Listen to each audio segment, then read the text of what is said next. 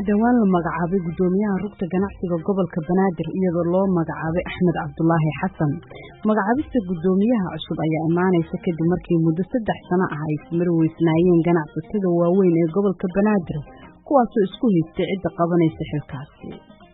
Mas'uuliyiin sarsare oo kamid ah dawladda federaalka ayaa isku dayay in ay khilaafkan xaliyaan waxaana ganacsatada ay ka codsadeen inay xal la yimaadaan booskan banaanna ay ku buuxiyaan hanaan ay heshiisku yihiin.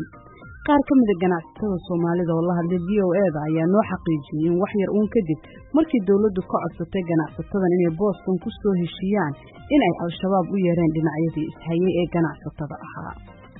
inkastoo ay qaar kamid ah ganacsatadu ka cudur daarteen qaar kalena ay wakiil dirsadeen waxaa la isugu tagay meel kamid ah gobolka Shabeellaha Hoose waxaana ay joogeen muddo 2 cisho ah iyagoo dood iyo wada hadal dheer kadibna sheegay in lagu wargeliyay inay aqbalaan in gudoomiyaha rugta ganacsiga loo magacaabo Axmed Cabdullaahi Xasan. inta badan ganacsatadii arrintan aanu kala hadalnay inkastoo ay xogo isku mid ah siiyeen oo aysan isku khilaafsanayn sida ay arrintu u dhacday haddana cabsi xad dhaaf oo dhinaca ammaankooda ay qabeen. mid kamid ah ganacsatada oo sababo xagga ammaanka aynu magaciisa u qarinay isla markaana codkiisa aanu u doorinay ayaa inooga waramaya sida al-shabaab ay ugu soo qanciyeen ganacsatadu inay isku raacaan magacaabista gudoomiyaha cusub ee rugta ganacsiga gobolka Banaadir. Qola ganacsatada kamid ah dacwatay dhulkan shabaab ku dacwatay u bandhigtay intii aqrada meeshan ka jirto waxa ay weliba ku andacoonayeen dhinaca dawladda kale ka xigtay in waxa waaye warkooda kaliya meeshan laga tixgelinayo ayagoo ganacsatada waaweynada iyo warkooda la maqleeyay shabaab dacwadi markii ay dhageysteen kadib qaabka arkeen ayaga waxay go'aansadeen in labadan qodol ay leeriyaan in ayaga ay rabaan dushan ay ka saaraan 17kii bishii December ee sanadkii dhamaaday 2019 ayaa waxa uu gudoomiyaha rugta ganacsiga Soomaaliyeed uu ku dhawaaqay inuu magacaabay gudoomiyaha cusub ee rugta ganacsiga Soomaaliyeed Maxamuud Cabdikariin Gabayre. gudoomiyaha rugta ganacsiga Soomaaliyeed ayaan weydiiyay waxa ka jira in al-shabaab ay u soo gudbiyeen gudoomiyaha uu dhawaan u magacaabay rugta ganacsiga gobolka Banaadir. Gudoomiyaha rugta ganacsiga gobolka Banaadir aan dhisnay oo ka kooban 6 qofood oo ay gudoomiye iyo 3 ku-xigeen iyo xoghaye guud iyo xubinka ganacsiga guud mana aan wax anagana la yeelay wax muddo 3 sano ayuu banaanaa xilka gudoomiyaha rugta ganacsiga gobolka Banaadir hadii si uu qeybta Allah una xariisto si uga dhintay ka dambeeyay xubinka xubnaha gobolka Banaadir ee jambarada gobolada matala ay ka banaanay xaaladaas muddo dheer marka xoogaa culays ka jiray hadda waxaan moodaa marka inaan soo qaadno dhamaanteen gudoomiyaha rugta ganacsiga in aan abuurno kalaadii rugta ganacsiga gobolka Banaadir oo ka kooban gudoomiyaha mana jirto aan cid ugu barashar galaysay iyo cid ugu xasabtay si ku meel gaar ah 2 sano u magacaabay kabacdina waxay u gudbisay doorashada diyaarinayna insha Allah hadii la iraado.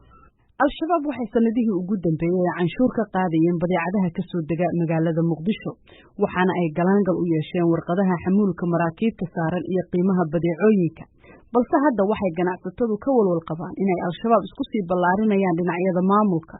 waxaa jira isbeddello maamul iyo magacaabisyo dhowr ah oo la sheegay inay sameeyeen al-shabaab balse aanay VOA xaqiijin. waxaanu la hadalnay ganacsato kala duwan kuwaas oo noo sheegay xogo dhowr ah oo ku aadan saameynta ay hadda al-shabaab ku leedahay ganacsatada dhexdeeda sidoo kalena waxaa jirta cabsi weyn oo ganacsatadana ay ka qabaan in ay ka hadlaan arrimahan gaar ahaan canshuuraha iyo saameynta cusub ee kooxda al-shabaab oo hadda u muuqata mid ku sii fidaysa dhinacyada maamulka iyo gudiyada ganacsiga. gudoomiyaha rugta ganacsiga qaranka Soomaaliyeed Maxamuud Cabdikariin Gabayre ayaan mar kale weydiiyay bal haddii ay ganacsatadu ku heshiiyeen is-horfadhigoodii oo magacaabistan ay hadda isku raacsan yihiin. bin aadan boqol lama qancin karo laakiin inta badan waa ay soo dhaweeyeen sababtoo ah markasta oo rugta ganacsiga qaranka ay kulmayaan arrimaha ganacsiga gobolada maamul goboleedyada waxaa markasta maqan kursiga rugta ganacsiga gobolka Banaadir marka waxaan isku daynay in si konsensa ay isu qanciyaan ganacsatadu oo guddi u saarnay muddo weyn 6 doolar loo fadhiyay aakhirkii waxaa ka dhashay marka anagoo markaas aan la kaashanayno aan la xallo aqdiga ganacsiga gobolka Banaadir helitaankeenan inay nagu raacaan kadib xaflad weyn loo sameeyay oo lagu soo dhaweeyay oo aan arki kartaa xafladaas si ay tahay ganacsiga Soomaaliya ugu waaweyn ee Muqdisho ay ka qayb gashay soo dhaweynta xafladaas. qaar ka mid ah ganacsatada gobolka Banaadir oo aanu la sheekaysanay ayaa VOA-da u xaqiijiyay in ganacsiyada qaar ay yihiin kuwa qaab monopoly ama u xiran dad gaar ah oo aanu qof walba ka ganacsan karin haddii ay dhacdana ay digniin uga imaanayso al-shabaab. mid ka mid ah ganacsatada gobolka Banaadir ayaa VOA-da u sheegay in gudoomiyaha cusub uusan ahayn nin horey ganacsiga ugu jiray oo aqoon weyn aanay u lahayn inkastoo kuwa kalena ay inoo sheegeen inuu dhinaca gaadiidka ka soo galay ganacsiga. waa kan mid ka mid ah ganacsatada gobolka Banaadir oo aanan magaciisa sheegaynin sababo xagga amniga ah codkiisana aanu bedelnay. absolutely kama tirsaneen gaadiidyo iyo cadaab la soo qaadayay waxaa lagu maxqarinayay gaadiidka ma aha nin suuqley ama nin ganacsi ama nin aanan cilmi u ganacsi oo lagu yaqaano ma uusan ahayn. hadda markii la magacaabayo waxa uu ka yimid Hardheer 4 bilood ka hor Hardheer uu joogay. hadda arkaan dadkii u dhawaay oo saaxiibada la ahay meesha kala laayeen markii ilaahay xilal ii magacaabaya oo la shaqeeya waxa ay ahayd Hardheer uu joogay. gudoomiyaha cusub ee rugta ganacsiga gobolka Banaadir Axmed Cabdullaahi Xasan ayaa dhowr su'aalood ka weydiiyay hanaanka magacaabistiisa ay ku timid ganacsigiisa iyo waxa ka jira in al-shabaab ay amreen in isaga xilkaasi loo magacaabo. waraysigan oo koobnaa waxaan ugu horreyn weydiiyey sida ay ku timid magacaabistiisa maadaama muddo la isku mari lahaa in booskaasi la buuxiyo. aad baa u mahadsan tahay. aniga magacaabistayda waxay ku timid gudoomiyaha ganacsiga qaranka Soomaaliya ayaa magacaabay. magacaabistaas tala dheer ay ku timid oo ganacsatada gobolka Banaadir iyo ganacsatada kale Soomaaliyeed loo sameeyey wadatashigai sidaas ayaan ku imid kaligeena lama magacaabin. waxaan la magacaabanahay gudoomiye ku-xigeen labaad mid saddexaad shaqadeedii maaliyad lixdaas ayaan tiimka nahay. sidaasaan ogahay sidaasaan ku magacaabanahay. wax intaa ka dheeriyaa ma ogi. dad ganacsato ah waxa ay sheegeen in magacaabistaada ay ka dambeysay kadib markii ururka al-shabaab uu amar ku siiyey gudoomiyaha iyo dhinacyadii kale ishaystay in adiga lagu soo magacaabo. ma jirtaa taas? maya waxaan ka ogahay ma jiro arrinkaas. maya. goormaad kusoo biirtay ganacsiga? waxaan kusoo biiray xilli aada u fog 96 kusoo biiray ganacsiga ee bakaareedan ahay. intaa bakaaran dhex joogay adoogyaal badan aan ahay suuqleyaan ahay isisaan ahay. waa sidaas arrinkeeda. waxaa la sheegay in xilliga loo yeerayo oo magacaabistaada lagu amraayo aad joogta Hardheer aad ka mid tahay ganacsatada dhinaca gaadiidka ka yimid isla markaana gacanta weyn ka geystay in al-shabaabku ay canshuur ka qaadaan dekedda magaalada Muqdisho. ma jirtaa taas? maya. marka maxaa isleedahay hadda ganacsiga oo saas u kala qaybsan tuhunkaas soo jira sidee hawshaada u qabsan? aniga shaqadayda waana qabsanaa insha Allah. haddana shaqooyin badanaa jira oo practical aan ku sii karaan qabtay. cidid wax kale oo iyada la imaan doonta karog ahaan qaran ahaan iyo ka dawlad ahaan wixii hool aan ku leenahay inaan la shaqeynaan diyaar u nahay waana la shaqeynaynaa. annaguna hadda loo kala nahay oo gobolaan nahay heer gobolaan ku shaqeynaa insha Allah. heer qaranna waa naga sii koreeyaan anaga shaqadana waa sidaas. marka muxuu yahay ganacsiga aad ku jiri jirto muddadaas oo aad haddana uga mid tahay ama gudoomiyaha aad ugu noqotay ganacsiga gobolka Banaadir?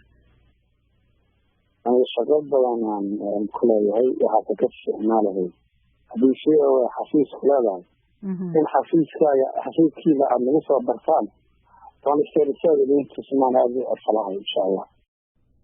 wasaaradda ganacsiga oo iyadu qaabilsan arrimaha ganacsiga iyo horumarinta ganacsiga ayaan arrintani wax ka weydiinay waxaana ay wasaaraddu inoogu sheegtay qoraal kooban oo ay noo soo dirtay in aysan la socon wasaaraddu arrintaasi xog intaasi dhaafsiisan wasaaraddu nama siin mana naga ogolaan in aanu ka wareysano arrintaasi wasiirka.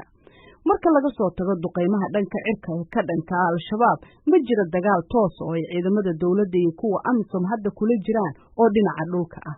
waxaana dad badan oo arrimaha ammaanka faaqidahi ay sheegayaan in ay sababtaasi u tahay in al-shabaab ay dhex gasho hay'adaha dawladda iyo kuwa bulshada isla markaana ay saameyn ku yeeshaan sida uu qabo taliyihii hore ee hay'adda nabad sugidda qaranka Cabdullaahi Maxamed Sanbaloshe. magaalada Muqdisho iyo guud ahaan Soomaaliya aad ayaa loo hadlayay in shabaabku markii horeeto ay ku xooganaayeen meelaha reeriga ama magaalooyin ka baxsan focuskana markii hore ama dowladda ay saari jireen garsoorka iyo canshuuraha inay ka qaataan dadka baada ah si dadban oo aan toos ahayn. hadda waxay muuqataa marka authoritygoodii ama awoodoodii dadbaneed inay formal ka dhigaan ay rasmi ka dhigaan hawl informal ay ahaan jirtay. sida maalmaha la sheegayo waxaaba la sheegayaa meelaha qaarkood in ay si toosa dadka ay ugu soo magacaawdeen ama talatooda lagu magacaabay. laakiin daradu waxay tahay in la leeyahay dowladdu arrinkaas way ka warqabtaa oo arrinkaas arrin baahi waaye, ama haddaysan ka warqabin indhaha ayay ka qabsanaysaa. marka berigii horeeta waa la socotaayo magaalada muqdisho qaraxyo waaweyn hoteelada iyo meelaha ganacsiga geysan jireen. hadda haddii wixii dadkii sababta loo qarxi jiray kasokow in marmarsiyaha ama qiilka qaraxaas uu ahaa in ay goobo dowladda ay ka talisay ay ku yaalaan ama saraakiil dowladdahu ay ku jiraan, laakiin inta badan qaraxa iyo weerarada waxay salka ku hayeen dadkaas oo diidan baada iyo canshuurta al-shabaab raba waxay ka qaadaan iyo shabaab oo rabo dadkaas inay ku dirqiyaan, ku sanduleeyaan, ku qasbaan. aakhirkiina haddii dadkii wax difaaca la waayey, dowlad difaacada la waayey, wixiina ay kasoo korayaan marnaba ay si joogsan dadkii inay ku daalaan ay iska aqbaleen dhamaankii ama dalabaadkii al-shabaab.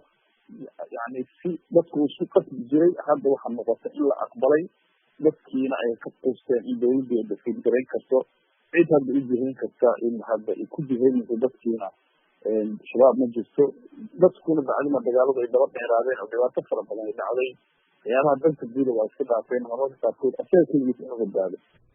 gudoomiyaha cusub ee rugta ganacsiga gobolka banaadir Axmed Cabdullaahi Xasan ayaa waxa uu isniintii dhaweyd la kulmay gudoomiyaha gobolka banaadir Cumar Maxamuud Cumar Filish. kulankaasi ayaa waxaa ku weheliyay qaar ka mid ah ku-xigeenadiisa iyo mas'uuliyiinta rugta ganacsiga Soomaaliyeed. gudoomiyaha Cumar Filish ayaan weydiiyay bal waxyaabihii ay ka wada hadleen iyo sida uu arko eedaha sheegaya in al-shabaab ay soo gudbiyeen gudoomiyaha cusub si xilkaasi loogu magacaabo. waa la kulmay ganacsatada Soomaaliyeed iyo ganacsatada gobolka banaadir guddigooda cusub. anagu ma aqoonin ganacsatada gobolka banaadir oo way cusbaayeen, balse waxaa iskaaga baray guddiga ganacsatada Soomaaliyeed oo gudoomiyahooda iyo ku-xigeenkiisa oo maalmo ka hor ii sheegay in la sameeyey barta ama rugta ganacsiga gobolka banaadir, islamarkaas inay iskaaga bari doonaan ay ii sheegeen. waxay ahayd marka isbarkii ayay ahayd ninka kulankaasu. marka shaksiyad aan qaarkood garanayo qaarna aanan garanayn ayay ka koobnaayeen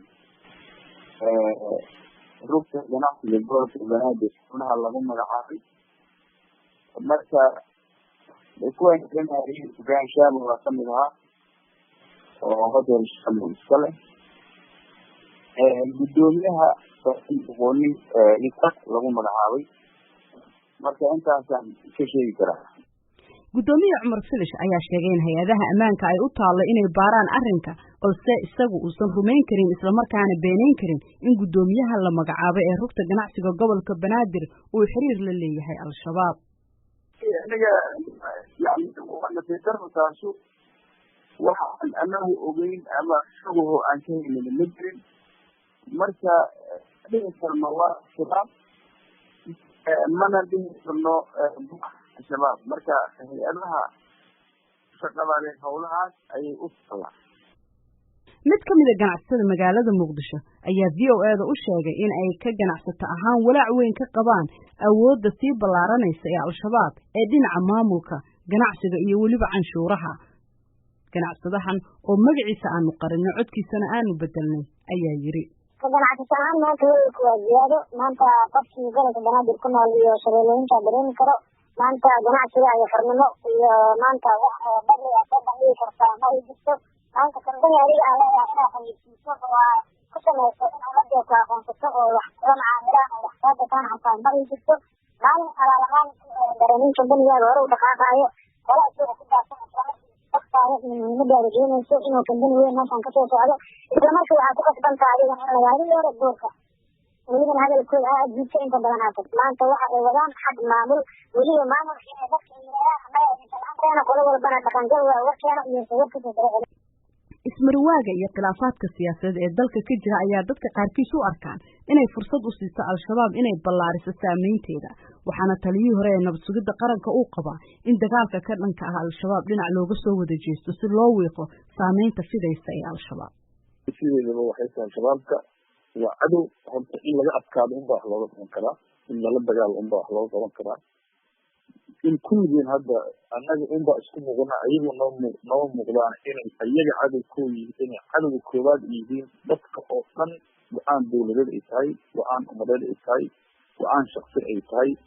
oo si dhaba loogu soo jeesto aragtidkooda iyo la dagaalankooda oo dagaalkooda waa luusluuso waa dilacsan horta la xoojiyo waa la horaa doctrinka ama mindsetka dawladda iyo shacabka iyo siyaasiyiinta ay soo jihaan shabaabna waa in la bedelo oo dadkan waa kansar waa cudub dad marnaba la aqbali karo nala noolaan karo ma aha annaga haddaan rabnaa isku soo jeesina horta ayaga waa inaan ku jeesano iyo ringelintooda ama iyo diiladoodana hoos u dhici maysa anla kabadilisigooda ama awoodooda milatari la wiiqo marka hadda xilli oo laga shaqayn karo dawladda la joogto xilli focuska la saari karo in military ahaan la wiiqo oo goobaha ay joogaan loogu tago oo maxaan ku dhahaa yani awoodooda milatari hoos loo dhigo kadibna midooda dhaqaale iyo tooda waxaan ku dhahaa dhexgal iyo tooda dadka ay qoranayaan iyo tooda dadka iyo ayaga aqbalaada ka dhexaysa ayaa yaraanta dad badan oo arrimaha al-shabaab si dhow ula socda ayaa qaba in inkastoo ay muuqan karto in saameyntii al-shabaab ay sii ballaaranayso